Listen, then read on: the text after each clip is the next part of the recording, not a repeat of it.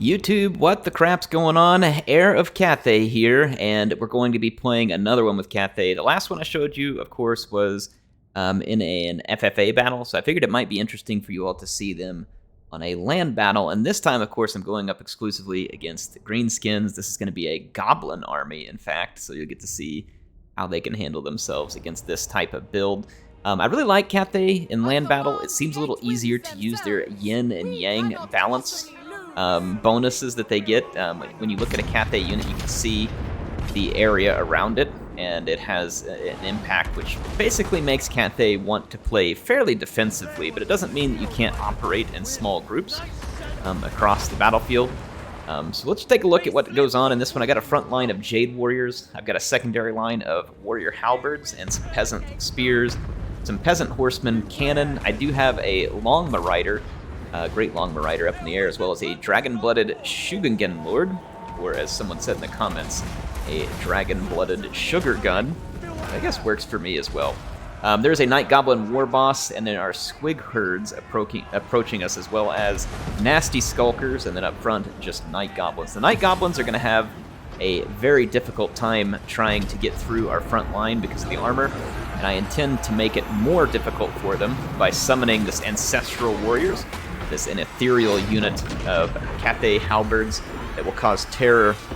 And I put it right in the back of the Warlord's boys, and I'm intending to try and break these units as quickly as possible. I've also got my Terracotta Sentinel doing some gobbo stomping. Not quite the foot of Gork, but still a rather large foot, if I do say so myself. And so in this case, I'm able to hold off the Goblin Assault here. It's just a little bit too low armor. And that is an interesting piece of this matchup between Cathay and Greenskins. In this particular match, I'm up against a lot of goblins. You can see that they're going to use Curse of the Bad Moon here. I did get my long marauders back here and start causing some damage, and then I attempted to flee, but I just could not get these units back up into the air, and so they will get wrecked by Night Goblin Squig Hoppers, which is a sad day for the Great Longmas. So feel free to press F in chat for the Great Long Marauders. You should have known Heir would get you killed because you were a nice centerpiece unit. My Shugengen Lord here, though, as far as the things I brought, we've got the Talons of the Night, which is a nice vortex spell that I can drop out on archers and other places in the battle. I was busy microing somewhere else, so I didn't have that Lord busy. You can see the Gobbo archers are taking out a good chunk of the Terracotta Sentinel. You can see we're being attacked from behind, so I was focused a little bit on just making sure the goblins didn't get behind me. And then I'm about to turn out here and start causing some more damage to these goblin archers. They're getting pretty annoying, so I've got my crossbows returning fire on them. And in a shooting fight, my crossbows will win that here pretty darn quickly. The Night Goblin War Boss is left with little to do and few places to go because I've got such heavy units defending here. However, the Hammer of Gork and its smaller goblin compatriots are still back there in the back, and I am going to have to take care of them. So I'll have to keep an eye out for it, though I have lost a lot of my Peasant Horsemen. But look how well that Peasant Horseman, it held these Squig Hoppers for an extremely long time. It bought me a whole lot of time, in fact, and I was able to then bring my Jade Warriors to help body block those Squig Herds from getting into my artillery and some of my crossbows. Doesn't mean they won't try, though, so they're going to go for it. So I've got my Shugengen here. I'm going to bring it into action. We've gotten rid of the Gobbo archers for a moment, and I am firing at the artillery out here with my own artillery. Decided to put a few shots on the Night Gobbo Shaman and drive him out of here. But we are going to have to take care of those rock lobbers at some point. I did bring a Peasant Horseman out here attempting to get to those artillery pieces, and I'm trying to work my way around. I don't remember whether or not I end up able to micro this or not, but obviously I'm gunning for that artillery. Take it out. There's really not a whole lot left of the Goblin army, and it kind of keeps doing what Goblins do, coming back for seconds. They come in, they rout, and they come back for seconds. I do like the pick of the Squig Hoppers in some ways, though. They're armor-piercing anti-infantry. It's really their armor and their leadership, though, that kind of betrays them to a degree, and then look at their defense as well. Very low defense. But they could combine quite nicely to help deal extra damage to those armored units, but in this case, they cannot stand up for very long. Against my units, especially with those units getting the bonuses from Yin and Yang here, and it's pretty significant. Like, for instance, if I pull this unit card over, see, look at that. I'm getting a +9 defense, +6 attack. 9 leadership. So when Cathay plays defensively like this, it can be pretty potent. So some people might wonder why I've sat here defensively for so long while I'm being shot.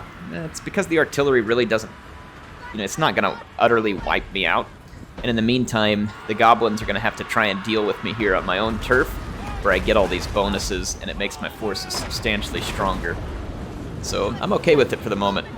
My Lord, I'm going to pop the Lord up here and go looking for some targets. My Peasant Horseman did find its way over to the Goblin Rock Lobber here, and then I'm going to go ahead and continue on into the Hammer of Gork. There's going to be a fermented fungi here to drive this unit insane, so that it'll sit still where the goblins can catch up to it. But damage is pretty much done over there. Nope, there it routed, so the Rock Lobber catches a break.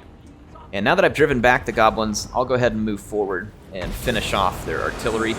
I'll go ahead and fast forward for a second because I'm going to get my army together again so we can take advantage of these bonuses. No need for me to get in too big a hurry. I've got this one pretty well taken care of. I don't think that the goblins can really come back. They do have, a decent chance in the power bar. I think a lot of it has to do with their war boss. I'm still having so many hit points, and possibly the presence of a shaman still playing in, because when you look around the battlefield, and it may be weighting their artillery quite a lot as well. I'm not 100% sure. I'm going to go ahead and roll the Terracotta Sentinel up here. At this point, even if he gets completely surrounded and dies, I've got plenty to finish the fight. I'm just going to let my crossbows move up, start working some of this artillery, while the rest of my infantry pushes forward as well. That war boss is probably going to have to come respond to the Terracotta Sentinel. He used the fermented fungi again, and it is going to berserk that Terracotta Sentinel, which will help in the sense that I can't control. I couldn't control it. I think it's already back under my control, so it wasn't a particularly long time that it was berserked. But I'm honestly a little bit shocked, looking at this this Night Goblin war boss. His leadership is pretty incredible at this point. Almost all of his army's gone, and he's taken a faceful from a unit that causes, it's a Sentinel. I thought it caused terror. It does not. Oh yeah, it does cause terror. I was going to say it should cause terror. So the Sentinel causes terror, and that war boss still hasn't run off. He's got the Unbreakable thing going from the Potion of Foolhardiness. That makes sense at the moment, but I'm saying even prior to this, where that wasn't active, it was pretty impressive that unit hadn't just pulled out and taken off.